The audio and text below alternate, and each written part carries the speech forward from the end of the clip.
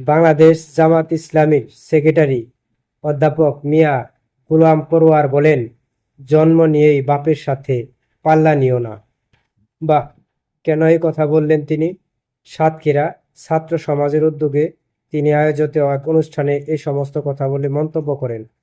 জাতীয় নাগরিক পার্টি এনসিপির উদ্দেশ্যে তিনি এই সমস্ত কথা বলেন, কারণ এনসিপি এই মুহূর্তে জামাত ইসলামের বিরুদ্ধে কথাবার্তা বলছে, বিভিন্ন প্রকার মন্তব্য করছেন, যার জন্য জামাত ইসলামের সেক্রেটারি জেনারেল এই সমস্ত কথা বলতে বাধ্য হয়েছেন। কারণ তাদের অবস্থান এখন অনেক ভালো, যার জন্য তাদেরকে একটি মহল চেষ্টা করছে কলুষিত করার জন্য। গোলাম পরোয়ার আরও বলেন যে হিন্দু মানেই নৌকা নয়, হিন্দু মানে এবার বুঝিয়ে দিবে দাঁড়িপাল্লা। এই সমস্ত কথা বলে তিনি মন্তব্য করেছেন এবং তিনি আরও মন্তব্য করেছেন যে হিন্দুরা এবার বুঝিয়ে দিবে, দেখিয়ে দিবে দাঁড়িপাল্লায় ভোট দিয়ে।